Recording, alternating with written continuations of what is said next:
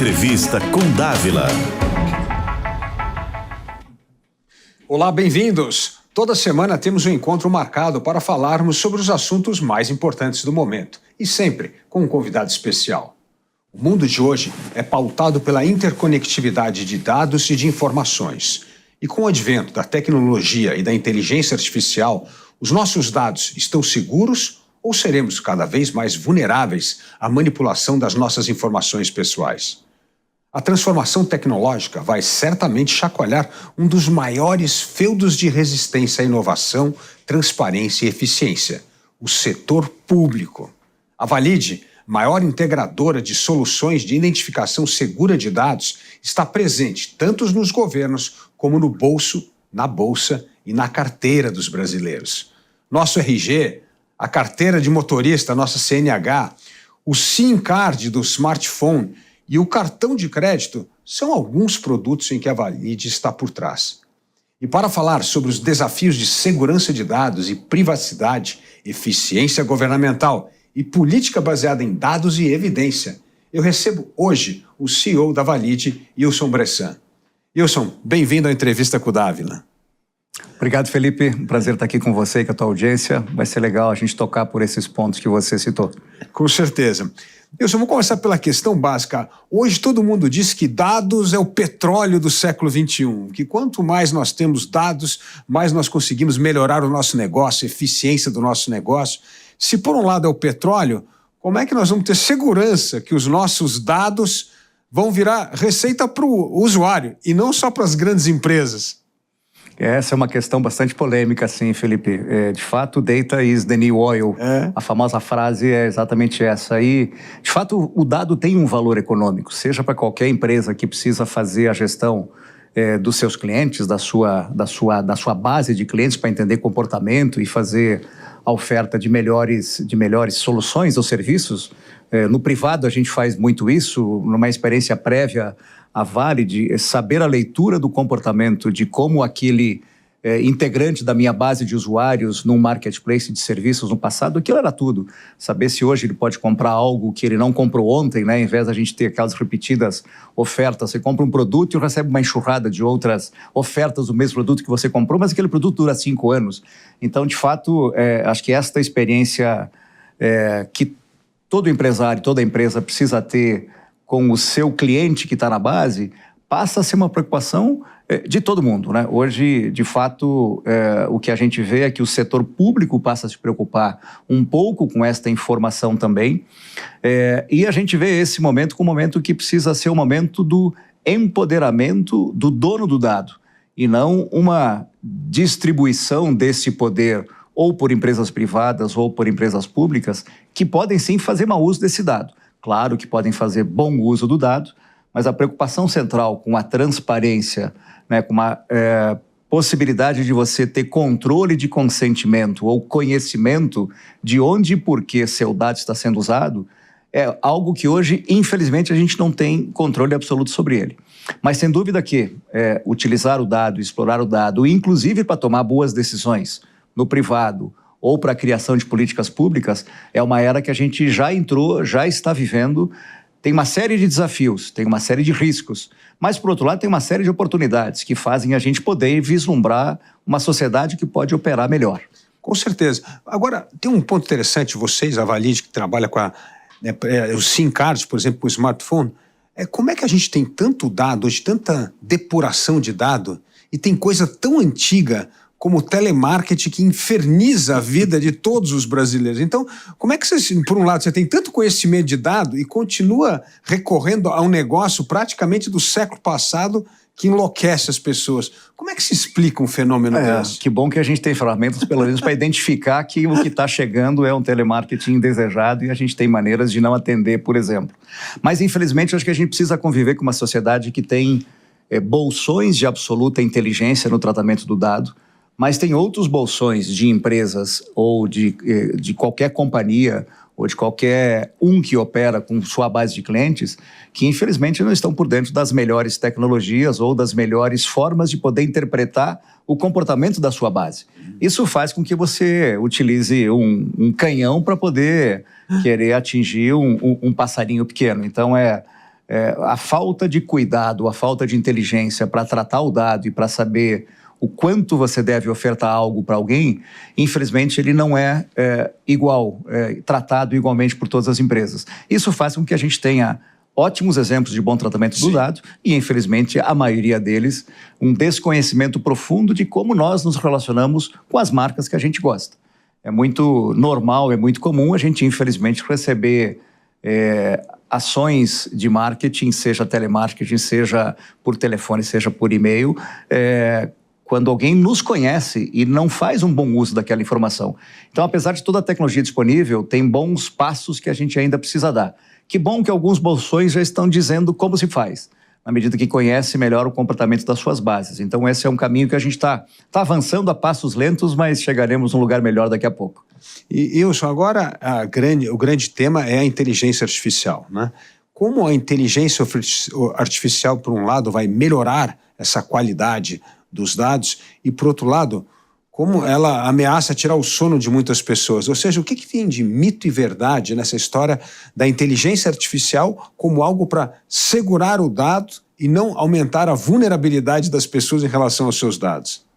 Acho que o advento da inteligência artificial, ele provoca dois movimentos que são absolutamente contrastantes. É um paradoxo, mas quanto mais você tem inteligência artificial para ter uma melhor interpretação de uma massa de dados que te permite tomar uma melhor decisão, por outro lado, né, a depender de como esse dado está armazenado, de como você consegue treinar, né, o seu algoritmo para poder ler aqueles dados, também poderemos ter efeitos nocivos em relação à privacidade dos dados, especialmente. Então, acho que a gente vive aqui sempre risco e oportunidade.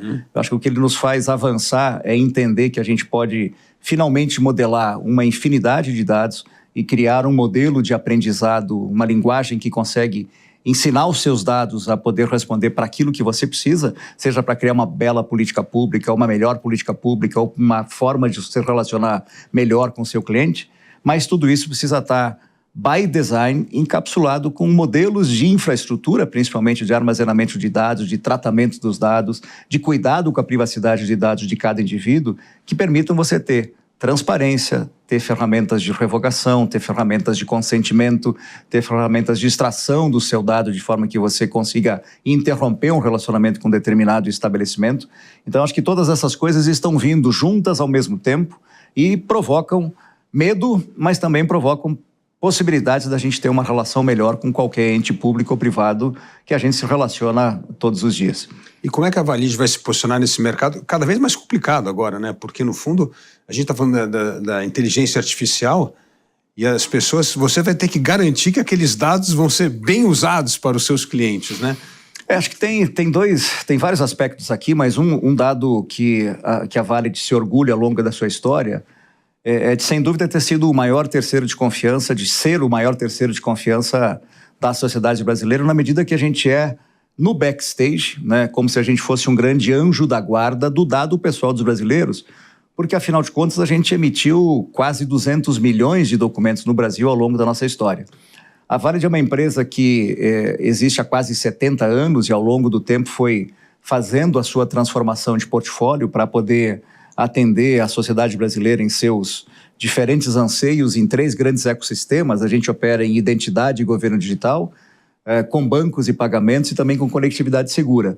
Veja que todos esses 3 ecossistemas têm o dado sensível como um elemento fundamental. Então, proteger esses dados by design é algo que a gente já faz há muito tempo, desde quando não era buzzword falar de cibersegurança ou de inteligência artificial.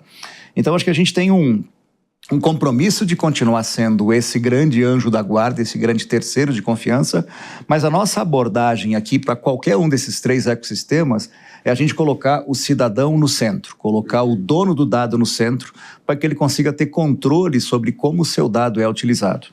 Quanto mais a gente avança como sociedade digital, e a gente tem como determinação e como objetivo de portfólio ajudar a sociedade a se transformar cada vez mais digitalmente, embora hoje a gente tenha o portfólio muito no privado e a gente tenha dedicado muito esforço para ajudar o governo a se transformar, mas nessa etapa de mudar a sociedade para ser uma sociedade cada vez mais digital, o elemento de confiança para a gente está no centro.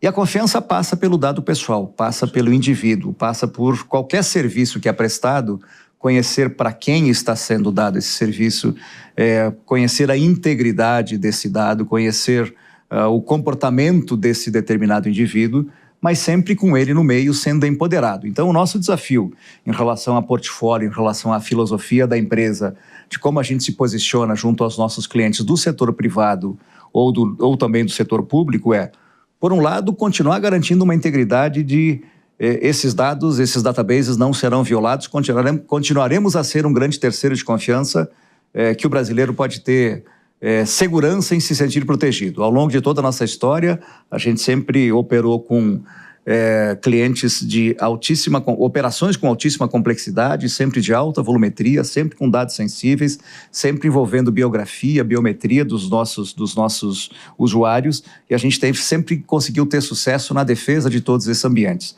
Então, agora que cada vez mais o nosso portfólio se torna digital, cada vez mais quando o governo toma uma posição de poder querer conhecer melhor o seu cidadão, utilizando o comportamento desse cidadão, a informação de como ele consome serviços públicos, nosso portfólio começa a oferecer ferramentas, seja de interoperabilidade, seja de segurança by design, seja de transparência do dado, que permite a gente ter essa relação de uma sociedade de confiança que opera de uma maneira muito mais elevada, digital, de como a gente percebe hoje. Percebe que para ter confiança numa relação, você precisa não somente confiar uma parte na outra, você precisa ter instrumentos de verificação. Não basta confiar, você tem que ter a capacidade de verificar, porque a confiança se torna um negócio by design em todo o processo. Então, no momento que a gente tem aceleração de uso do dado pessoal, aceleração de informações pessoais para poder criar produtos ou serviços ou definir políticas públicas, o nosso portfólio, ele se traduz em conseguir oferecer estas soluções de dados que se interoperam, de dados ou bancos de dados que respeitam a autonomia de cada ente, seja nas diferentes UFs, seja nas diferentes secretarias e dentro de cada estado, mas que a gente consiga utilizar essa informação básica, né, do cidadão, do nosso cliente, para poder criar o melhor serviço, a melhor experiência, a melhor política pública. Então, by design, transparência e empoderamento, e que o dado sirva para que a gente tome as melhores decisões em qualquer empresa pública ou privada. Bom, falando do setor público, a minha primeira pergunta para você é: vários países, inclusive Portugal é um exemplo, você está pegando todos esses números, só tem um único número de identificação. Você não tem mais CNH, RG, número do contribuinte, é tudo um número só. Você que vem trabalhando em governo digital há um tempo, no futuro próximo nós vamos ter um único número para tudo? Já estamos nesse caminho. Na verdade, a gente está indo por essa direção. Não digo que teremos um único número, porque o Brasil tem as suas particularidades e suas complexidades, mas sem dúvida a gente vai passar a ter chaves mestras de acesso a todos os dados. No caso da identidade do Brasil, a gente já passa a ter um registro único, um número único que é ancorado no CPF, assim como outros países também o fizeram. Por que o governo brasileiro está optando por esse caminho? Por que a gente entende também que esse é um bom caminho? Porque no fim do dia nós somos uma pessoa. Nós precisamos ter um Estado ou uma empresa a serviço da unicidade de um indivíduo. Assim como a gente, como indivíduo, precisa enxergar o Estado como um Estado que também tem uma unicidade na prestação de serviços. Não importa se eu estou no município, se eu estou no estado, se eu estou no nível federal. Não importa se eu me relaciono com o Detran, com a Secretaria de Saúde, com a Secretaria da Fazenda, com a Secretaria de Educação. Hoje nós temos um problema gigante no Brasil, mas gigante mesmo, que é a nossa taxonomia de dados que está presente nos databases.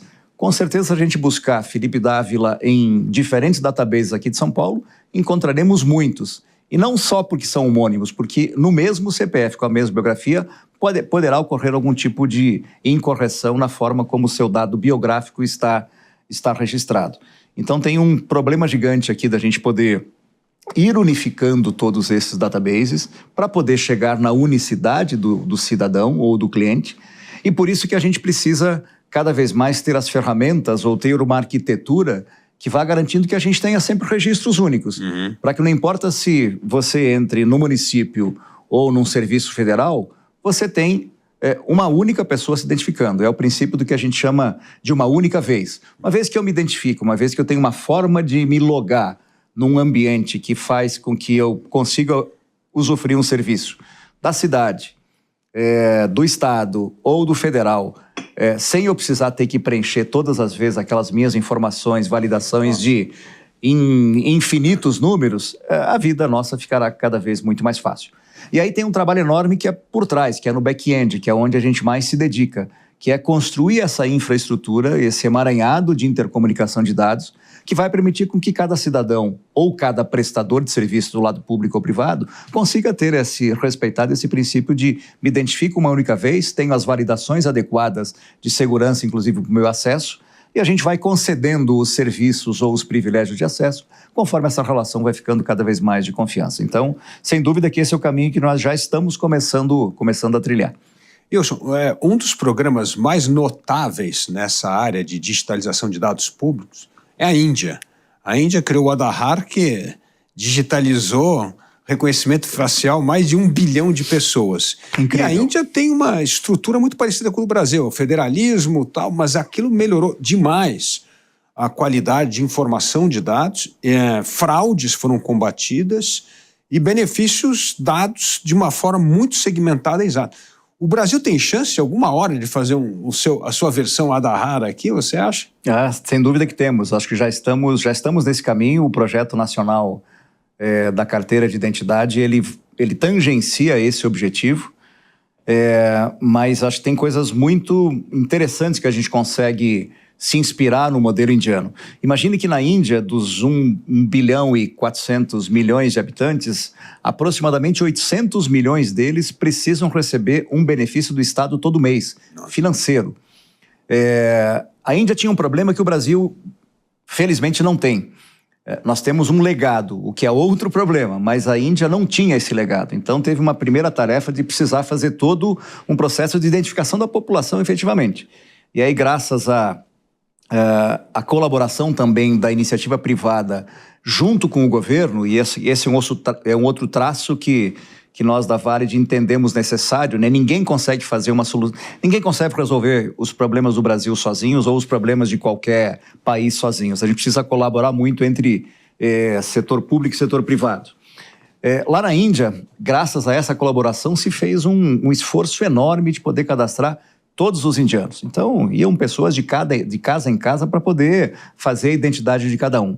A partir disso, se criou uma infraestrutura impressionantemente bem constituída do ponto de vista de arquitetura, do ponto de vista de segurança, do ponto de vista de interoperabilidade de dados, que permite que, a partir de uma identificação forte, uma identificação segura, que foi provida pelo Estado, todos os serviços financeiros ou serviços de telecomunicação ou serviços sociais de você entregar benefício passaram a ser prestados a partir desse identificador único. Então, a fraude deixou de existir, né? Você não tem mais não tem por que você não tem mais 2 Felipes Dávila ou 10 Felipes Dávila consumindo diferentes serviços públicos em diferentes estados, porque está tudo unificado. O seu nome está linkado com a sua biometria está todas dentro do mesmo database, e isso é base para você conseguir criar uma conta bancária. Para validar isso como um segundo fator de identificação, você sempre tem um OTP, que você recebe uma senha temporária para cada transação que você faz. Você tem mecanismos espalhados pela Índia inteira de validação da sua biometria do dedo, embora tenha a face, embora tenha a íris também. Então, se criou um modelo de infraestrutura que permite que não apenas o dado tenha sido criado, constituído um database, mas a partir dele muitos serviços foram criados, consumindo aquela biometria e provando que você é você e você tem direito a consumir aquele determinado serviço ou pode fazer aquela transação. Então, acho que é um modelo, inclusive, muito parecido que a gente ouve o governo brasileiro dizendo que quer seguir, e é um modelo que a gente aprova muito e está muito acostumado a lidar com ele, porque tem um modelo onde você tem regras mais rígidas no centro para poder determinar os padrões de biometria ou para você determinar os campos que são validados, nome, data de nascimento e outros que qualquer país queira definir como fundamentais para provar que você é você. E a partir disso, toda iniciativa privada consegue criar serviços que vão consumir esse database biométrico, biográfico, de endereço e por aí vai. Então, várias ferramentas que eu acho que a Índia fez, a gente pode passar a utilizar a partir de agora. Muito embora Quanto tempo você acha? Se agora, o que você acha? Acho que em uma década a gente resolve esse problema no Brasil. Talvez, inclusive, antes. Quando a gente olha o ritmo de emissão da nova carteira de identidade, esse ritmo de emissão é um ritmo de emissão muito mais forte do que o antigo RG. Então, tem várias características que, a partir de agora, passam a valer e que são, quando a gente olha as sociedades mais desenvolvidas do mundo, a identidade é um grande pilar, né? Se você não tem uma identidade forte e segura, você não consegue construir toda uma infraestrutura de prestação de serviços públicos, de garantir que os databases se integrem e interoperem. Então, esse grande pilar, aqui no Brasil, começou no início de 2024. A previsão legal pelo decreto 10977 é que isso vai até 2031, 32, mas a gente vê movimentos de aceleração, então acredito que até 2030 a gente já tem muita coisa avançada. A gente já vê os estados praticamente todos emitindo o novo modelo de carteira de identidade, e isso vai, sem dúvida, em algum momento, transbordar também para as relações que a gente tem com o setor privado, que aí, a partir de uma prova de identidade mais... primeiro, mais confiável. Segundo, mais performática. Terceira, com uma oferta de serviços muito mais ampla do que o número de serviços que a gente tem.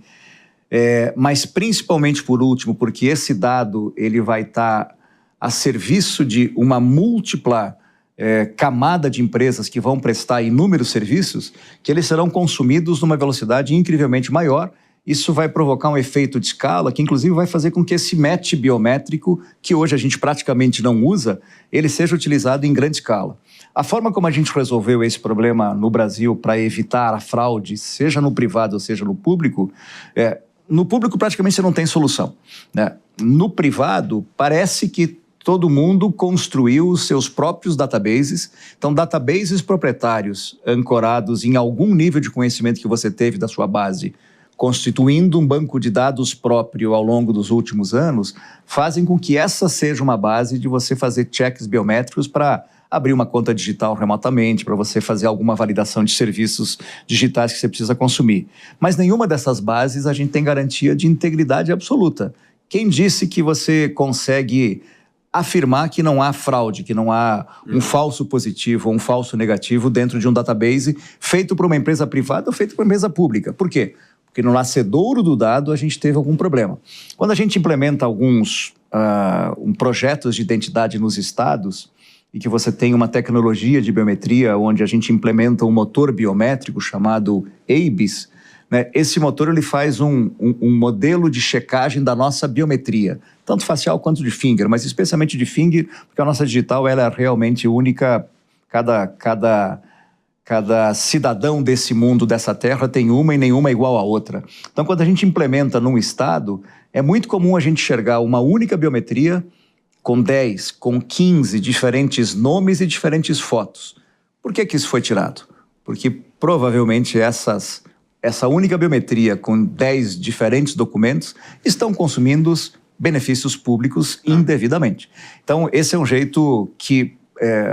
a gente precisa criar uma infraestrutura que permita que a gente tenha essa consulta muito mais performática, muito mais barata, muito mais segura, para que a gente tenha mais serviços consumindo uma base biométrica unificada, padrão ouro, coisa que a gente não tem no Brasil.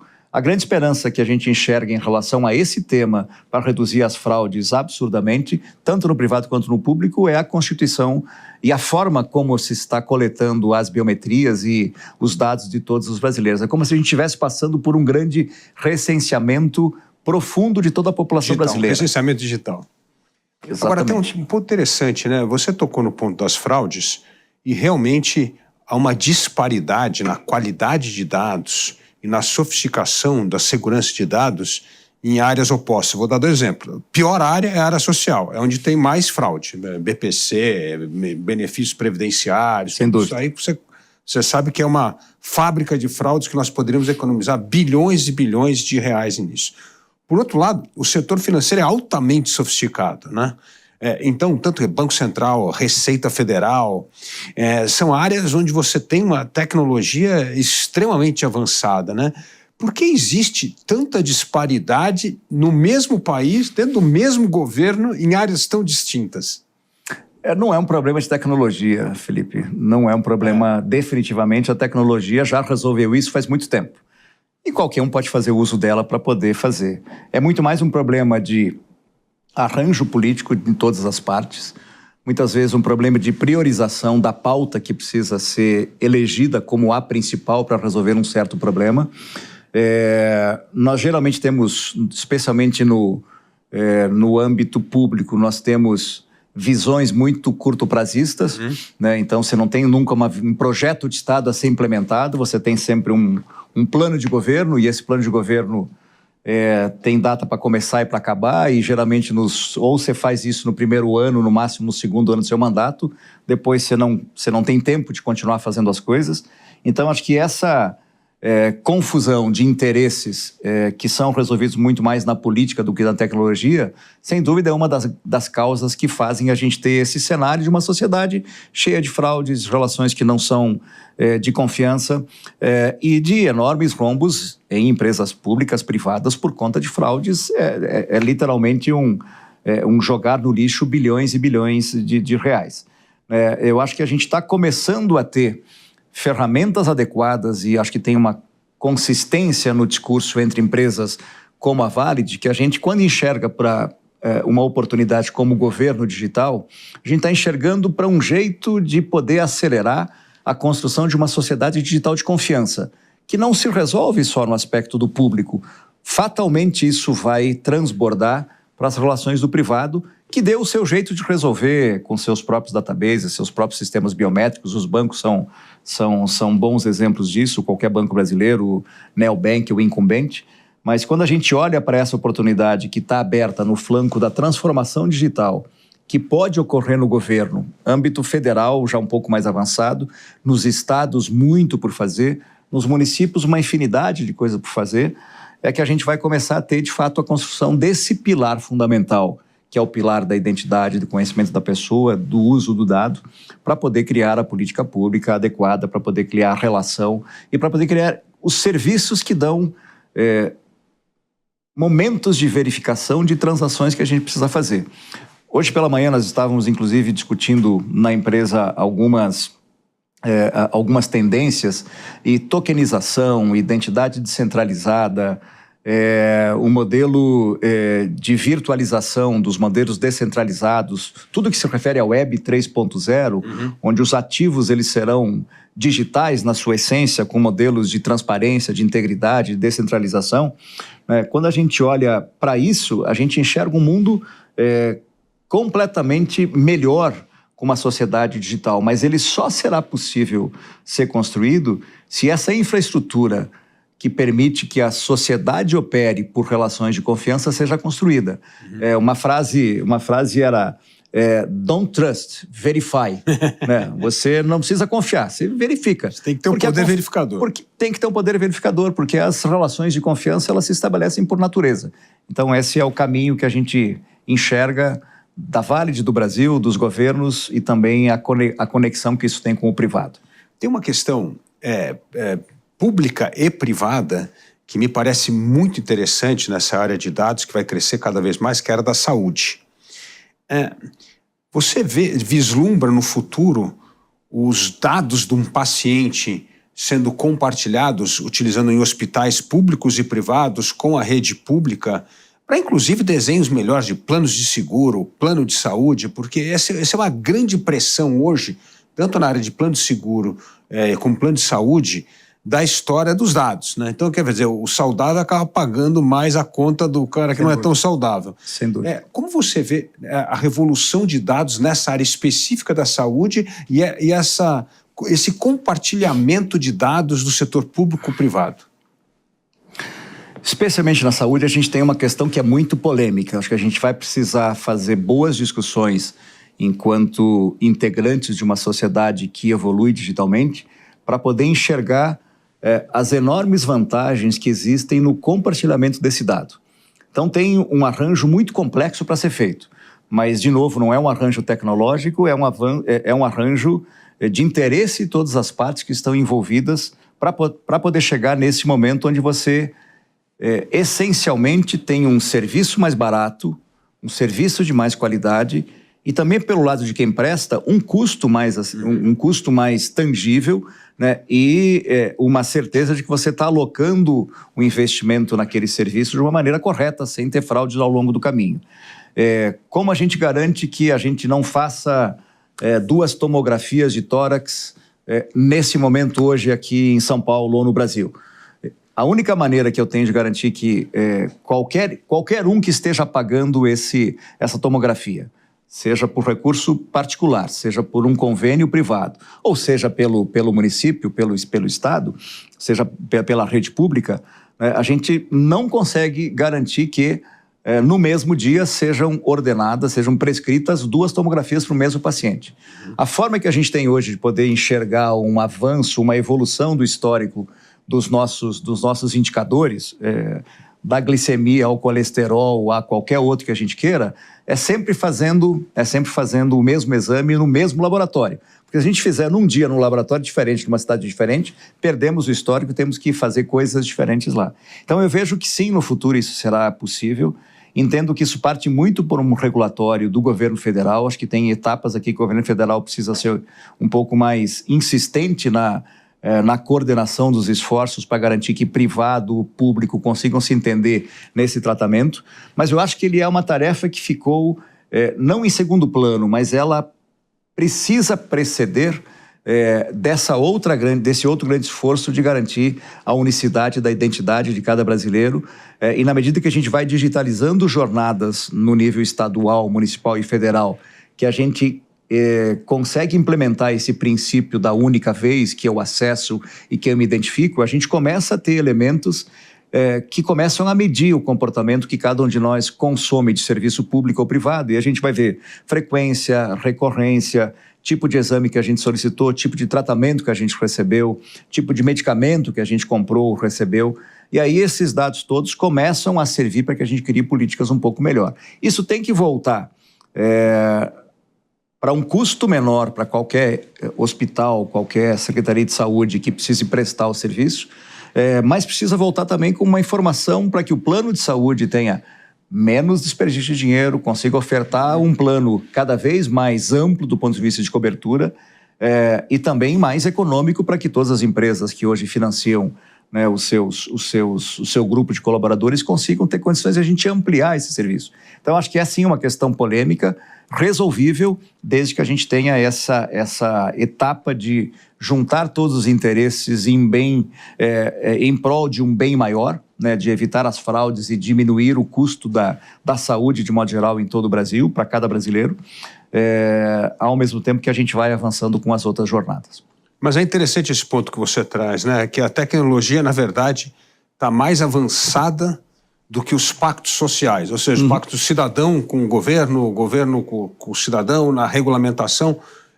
E como, vamos dizer assim, o argumento tecnológico pode ajudar a acelerar esse tipo de pacto social que nós precisamos fazer para poder usar melhor ainda os dados em prol do cidadão? Acho que notícias como o Brasil se livra da fraude, economizamos 100 bilhões em custo de prova de identidade, geramos riqueza econômica a partir do momento que a gente não tem mais necessidade de ficar provando a mesma coisa a todo momento, repetidas vezes. Acho que na medida que a gente vai vendo estas notícias positivas, acho que o resultado, o poder do resultado vai impactar para que a tecnologia seja mais utilizada. Tem um exemplo muito latente na minha memória agora, você falando sobre saúde, sobre tecnologia e uso de dados, numa das primeiras viagens que nós fizemos para conhecer um dos países que a gente se inspira, tem vários países no mundo que a gente se inspira para ir em direção a essa sociedade digital de confiança, mas um deles tem um caso específico de você sofrer um acidente na cidade ou numa rodovia. Você será imediatamente atendido pelo setor de emergência, com uma ambulância vai chegar no seu local, a pessoa vai tirar uma prova ou vai tirar uma foto do seu rosto, ou vai pegar o seu finger, a sua digital. Imediatamente você já tem dentro da ambulância um conhecimento perfeito de todo o seu histórico de saúde como indivíduo daquele país. Então, eles criaram uma forma totalmente integrada, onde o dado do cidadão, por um lado, você tem acessibilidade pelos órgãos do governo que precisam prestar o serviço. Por outro lado, você tem a transparência do acesso daquele dado por cada um dos cidadãos. É como se você tivesse uma conta única, você sabe que o hospital X ou a ambulância Y acessou o seu prontuário médico unificado naquele determinado momento, mas foi para salvar a sua vida. Então, quando a gente tiver esse tipo de resultado, quando o tratamento começar a ser dado na ambulância, naquele momento que você sofreu o acidente, e aí você dá para o médico, dá para a junta que está te tratando as condições de saber se você tem algum tipo de alergia, que medicamento você reage melhor, todo o teu histórico e qual é o melhor procedimento a ser feito naquela determinada situação, acho que esses resultados vão gritar muito alto e a gente vai passar a romper essa barreira do eu quero fazer sozinho. Acho que é um pouco dessa história do... não dá para a gente achar que a gente resolve um problema sozinho, não dá para uma empresa entender que ela consegue ter portfólio para poder ser dominante no mercado e achar que ela resolve todo um problema de um setor ou de um serviço que é prestado. Aqui precisa ter o ambiente do nós, né? Se a gente fizer junto, preservando o interesse individual, claro, mas conseguindo se colocar à disposição do governo ou de outra empresa privada, de colaborar para poder resolver um problema que é do nosso cliente, que é do nosso cidadão, aí sim a gente está construindo algo que dura e aí uma sociedade avança. Então, acho que esses elementos de decisão frente a certas políticas públicas ou para enfrentar problemas graves de uma sociedade é um pouco do jeito que a Valid entende que a gente precisa cooperar com todos os entes de forma que a gente crie a melhor solução para resolver o problema daquele cidadão, daquele cliente, daquela política pública ou daquele grande problema que a sociedade tem. Afinal de contas, essa sociedade de confiança que vai operar essencialmente no digital precisa ser construída por nós que estamos, nesse momento aqui, criando as bases do futuro.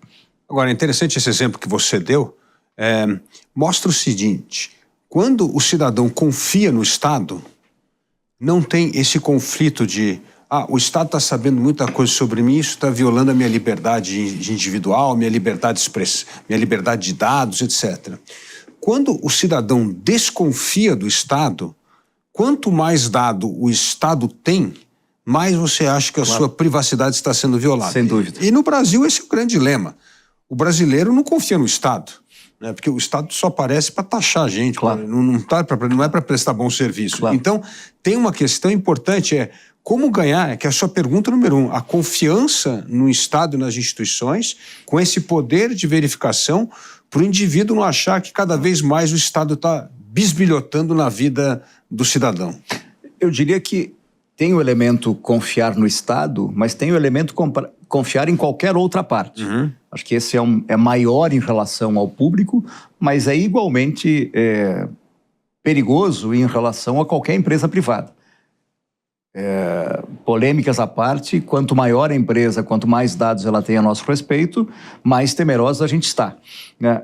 Mas, na nossa visão, isso se resolve quando a gente consegue criar uma infraestrutura de transparência do dado que coloca as camadas de gestão de consentimento ou de gestão de conhecimento do uso de dado, poder revogar, poder consentir, poder saber quem acessou o seu dado e por quê, esse é um caminho que a gente tem que trilhar.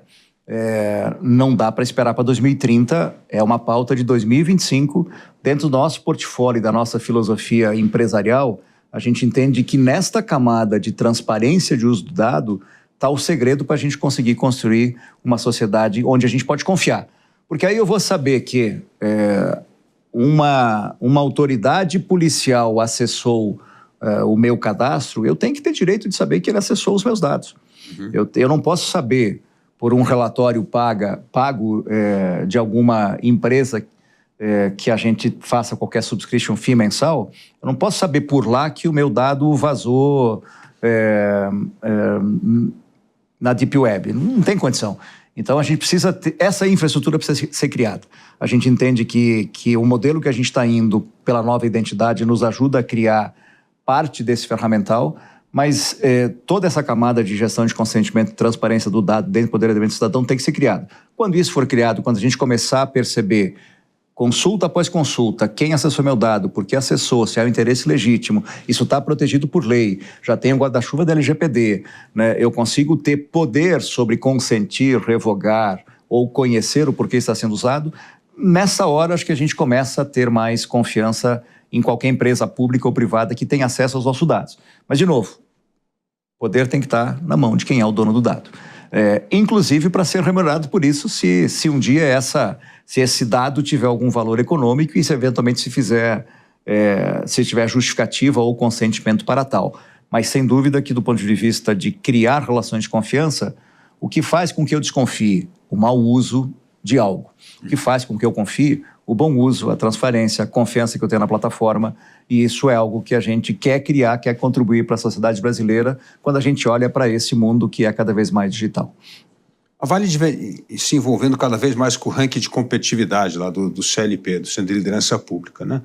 E uma das questões fundamentais na competitividade dos estados é a questão de infraestrutura.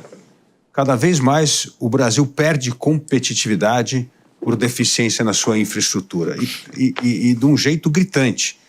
Excesso de gasto, desperdício de dinheiro público, paralisação de obras.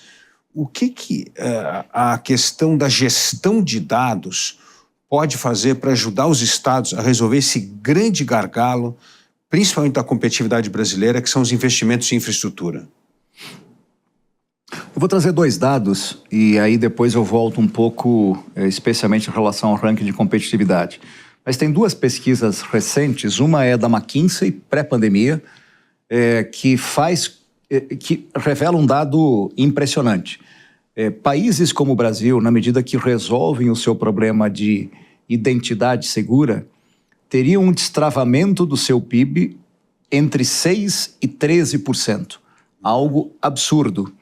Não tem nenhuma medida econômica que consiga fazer esse boost na economia brasileira, no PIB brasileiro, sem isso. Por quê? Porque eles entendem que na medida que você tem como um grande pilar, né, uma identidade segura, associado a dados, a databases públicos ou privados que interagem entre si para conhecer melhor o cliente ou o cidadão, entregar a política pública mais adequada para aquele cluster populacional, evitar que a fraude aconteça. Todo esse esforço social que a gente tem, social e econômico que a gente tem para poder garantir transações seguras, ele deixa de ser um esforço custoso e esses recursos vão para gerar economia, gerar desenvolvimento econômico, gerar distribuição de renda posterior. Então a eficiência do Estado passa muito por esse caminho de conhecer cada um de nós o que nós precisamos e de fato o que precisa ser prestado de um jeito muito mais eficiente. Então, todos os países que a gente olhou mundo afora têm essa característica. Uma segunda pesquisa, é um pouco mais recente, já é durante o período da pandemia, que é da Fundação Getúlio Vargas, que fala só sobre prova de identidade no Brasil. Nós consumimos, setor público ou privado, algo como 101 a 170 bilhões de reais por ano. É só a gente chamar o Haddad aqui e falar, escuta, se a gente resolver esse problema, o seu problema, o déficit fiscal acabou, né? O pacote não bateu nem 100, a gente gasta...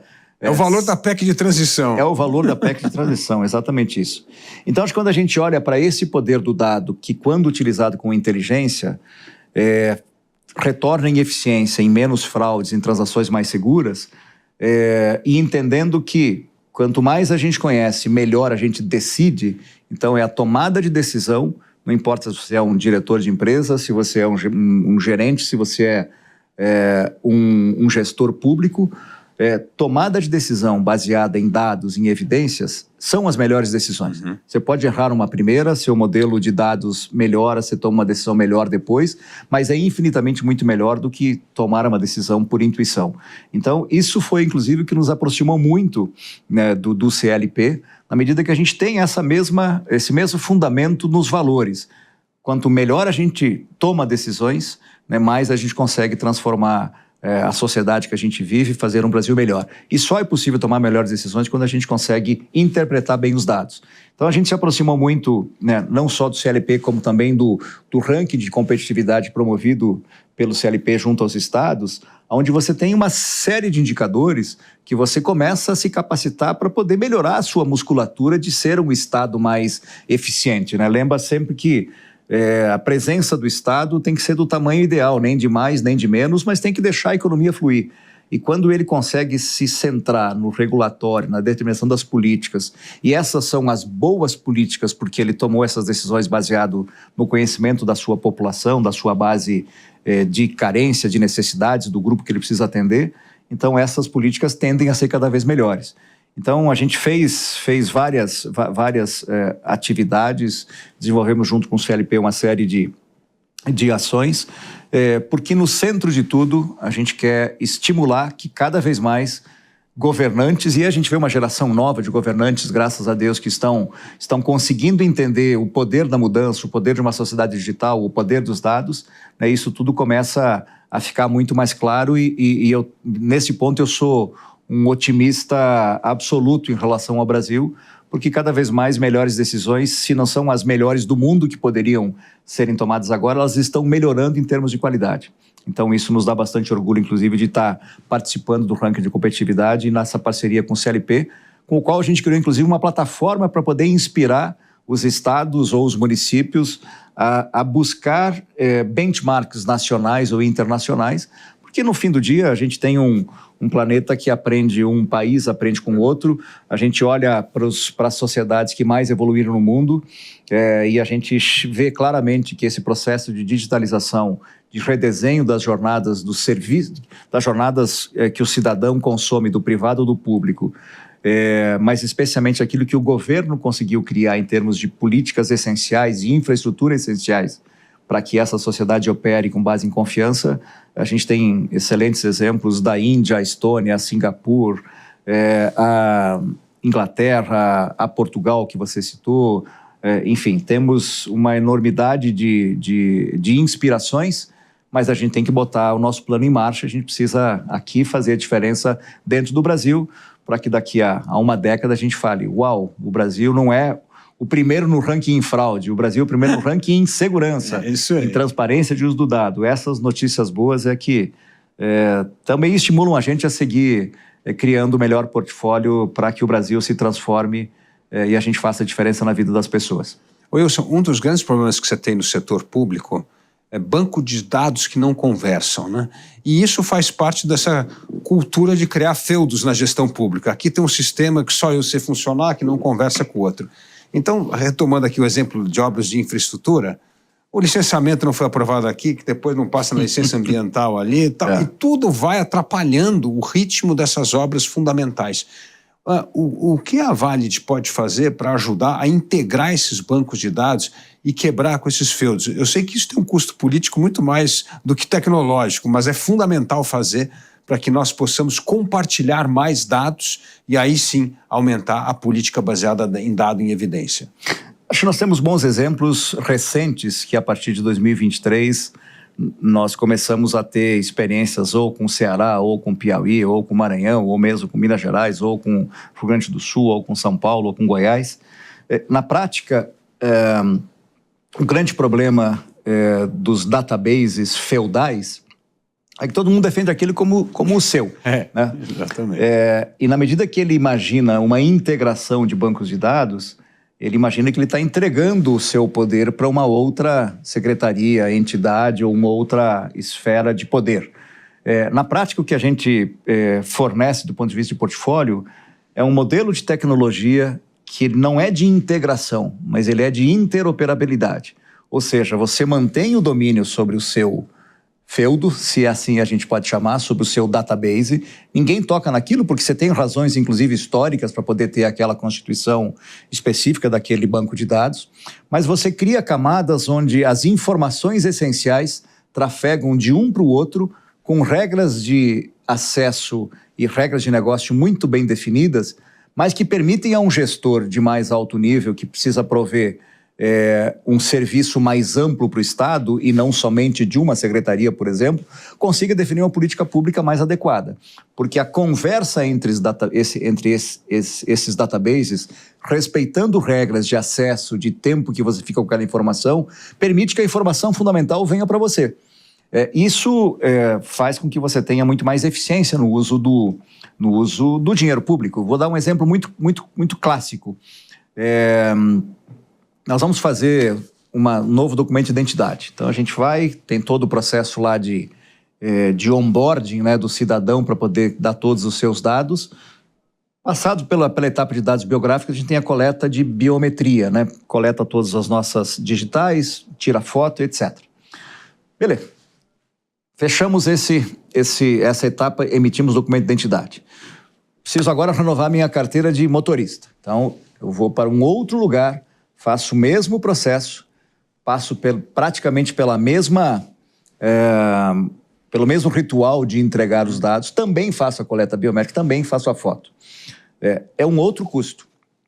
Que tal se a gente conseguisse fazer esses bancos de dados se interoperarem? E aí você começa a ter unicidade da informação. Eu começo a ter um tratamento mais diferenciado em relação àquela particularidade daquela determinada biometria, biografia, passo a ter eliminação de incongruências no banco de dados e passo a conhecer mais o cidadão. Então eu começo a ter esse link. O que a gente está fazendo é garantir que, respeitados os limites históricos, legais, que permitem construir aquele database específico, ele também possa compartilhar parte desta informação, não o database inteiro, para que a política pública superior consiga ser criada de maneira a tornar o Estado mais eficiente. É um pouco da tecnologia que a gente tem implementado em alguns estados. Essa é uma tecnologia importante porque numa era de Web 3.0, de uma sociedade absolutamente digital, quando a gente fala de inteligência artificial, deepfakes, quando a gente vai para uma computação pós-quântica, a gente também precisa ter todos os cuidados de uma criptografia pós-quântica ou em níveis que garantam que a segurança nesse tráfego de dados seja muito maior. Então, nesse modelo que a gente entrega tecnologicamente para os estados, e aí sim a tecnologia faz a diferença, esses altos níveis de criptografia que garantem a segurança by design na solução para que o dado não seja perdido, comprometido, mal utilizado, isso são partes de soluções sim tecnológicas que, junto com o esforço político, garantem que a gente tenha o dado a serviço de uma política 360 do Estado e não apenas de uma secretaria. Talvez essa interoperatividade que você está mencionando, ela é essencial numa área vital hoje para o Brasil, que é a questão da segurança pública, né? Sem dúvida. Nós precisamos compartilhar mais dados de polícia civil, militar, com polícia federal, fronteira, defesa, COAFs, inclusive para vencer a grande batalha contra o crime organizado, né? Acho que esse é o grande ponto. O inimigo ficou muito grande, né? O inimigo ficou muito grande. Aliás, está infiltrando nas paredes Exato. do Estado cada vez mais, né? Exato. Você tem algum bom exemplo ou alguma boa experiência que nós começamos a melhorar esse uso da inteligência para desenhar políticas públicas melhores na área de segurança? Nós temos nosso histórico, o histórico da Valig, a gente tem os clientes do Estado ou a Secretaria de Segurança Pública e Detrans, tradicionalmente são nossos clientes ao longo de 2, 3 décadas. A gente vê um movimento diferente nesse momento, onde consórcios estaduais ou estados vizinhos começam a ter a preocupação, dada a potência do inimigo, de começar a trocar informações a respeito de cidadãos da sua base biométrica do seu estado, podendo compartilhar uma informação com o estado vizinho. Um exemplo, se tem um criminoso de São Paulo que cometeu um crime no Espírito Santo, o time da polícia científica da Polícia Civil do Espírito Santo não consegue acessar o database de São Paulo. Então a gente começa a ver no Sul, no Nordeste, no Sudeste, iniciativas das polícias, da Secretaria de Segurança, onde essa tecnologia de interoperabilidade agora permite que você não entregue o seu database, mas que você compartilhe informações para fins de elucidar um crime. Então isso é um movimento recente, um movimento novo. Nós estamos provendo os clientes, os estados que a gente opera com esse tipo de tecnologia, e eu acredito que isso vai ser um importante passo para a gente avançar no controle, especialmente do crime organizado. Tem uma etapa acima disso, que é a integração ou a interoperabilidade desses databases estaduais com o nível federal. Existe vontade, mas ainda não existe ação prática colocada em curso. Mas eu acho que isso é inevitável e nos próximos anos a gente vai ver esse modelo de tecnologia sendo aplicado também entre os estados e o federal. Qual é o principal desafio, você vê hoje, da Valid no setor público, com essa grande mudança tecnológica que é o ingresso da inteligência artificial também entrando cada vez mais em governo? Qual que é o grande desafio que você tem aí pela frente de 2025, 2026? Acho que é um desafio de tempo, né? A gente adoraria fazer as coisas muito mais rápido. Então tem um timing para tomada de decisão e para a implementação dessas decisões sempre um pouquinho mais lentos, característico de um ambiente mais público, que tem toda uma justificativa, inclusive, de assim o ser. Mas eu acho que a gente tem um desafio enorme de alocar o recurso na prioridade correta. Né? Quando a gente fala de dados, quando a gente fala de inteligência artificial, a gente precisa construir uma infraestrutura que permita que a inteligência artificial consiga produzir os seus efeitos positivos na gestão pública de uma maneira mais rápida. Então, acho que tem todo um desafio aqui de proteção do dado, de ajuste das infraestruturas estaduais, do modelo de operar em nuvem, de profissionais capacitados para poder modelar a linguagem e os algoritmos que vão interpretar aquela certa massa de dados, porque é daí que sairão ou boas decisões ou más decisões. Então, eu acho que tem uma velocidade maior investido muitas vezes na aquisição ou no dispêndio do recurso. Minha visão é que deveríamos ter uma velocidade talvez até um pouco menor na aplicação e maior primeiro no estudo, no impacto, na melhor escolha das melhores tecnologias, para que isso seja algo que, terminando um governo, não precise se repetir completamente o investimento no próximo e seja muito mais uma política de Estado do que de governo, mas esses desafios são os que a gente está enxergando pela frente. Como a gente pode ajudar nisso? Ajudando com inteligência, ajudando com os nossos modelos de linguagem, os nossos modelos de dados, a nossa experiência aqui no Brasil e fora do Brasil, consiga ajudar os governantes a tomar a melhor decisão possível para poder fazer a melhor escolha e obter o resultado o mais rápido possível. Quanto mais cedo a gente conseguir resolver os problemas estaduais, municipais e do Brasil, mais o Brasil fica melhor. E o Brasil melhor é o que a gente quer. Wilson Bressan, muito obrigado pela sua entrevista aqui. Acho que você deu uma esperança para nós que os dados podem ajudar cada vez mais a melhorar a qualidade da política pública e a política pública baseada em dado e evidência. Muito obrigado. Obrigado a você, Felipe. E a gente fica por aqui. E para você que gosta do jeito Jovem Pan de notícias, não deixe de fazer a sua assinatura no site jp.com.br. Lá você acompanha conteúdos exclusivos, análises, comentários e tem acesso ilimitado ao Panflix, o aplicativo da Jovem Pan. Obrigado pela sua companhia e até o próximo Entrevista com Dávila.